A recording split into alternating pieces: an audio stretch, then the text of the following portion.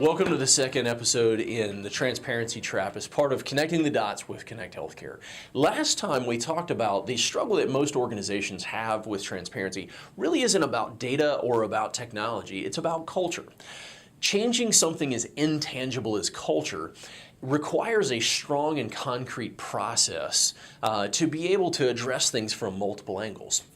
And just walking into an organization and saying, we're going to be like Disney and not having a practical plan for what that looks like is a great way to guarantee failure. See, culture is made up of people, and people require time to change and to be able to form new habits. Now, there are a couple of interesting and useful ways to look at this.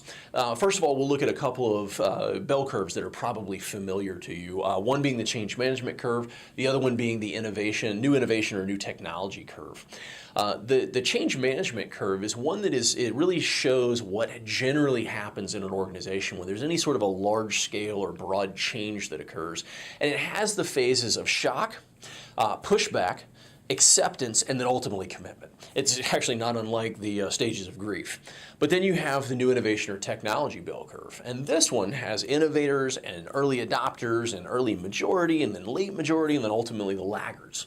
And what really jumps out to you when you put these two on top of each other is that there's an opportunity for skilled leaders and communicators to be able to leverage these two together to drive change in an organization that they want.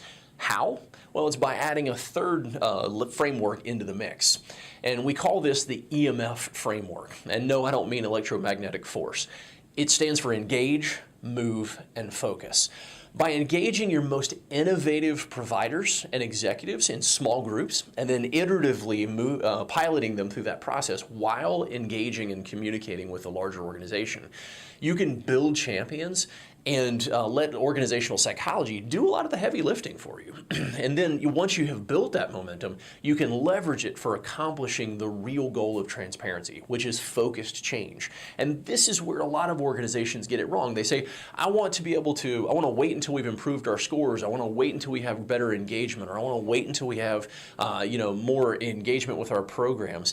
And what they're thinking of is they're thinking about transparency as an outcome, when in reality, again, it's a tool. It's the way that you get the engagement and the improvement and the focus. And so this is how you do that. Next time, we're going to talk a little bit about the E side of the EMF framework, which is engaging.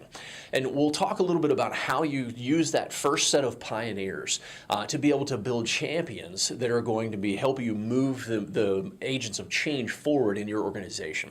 So join us next time on the Transparency Trap series as part of Connecting the Dots with Connect Healthcare.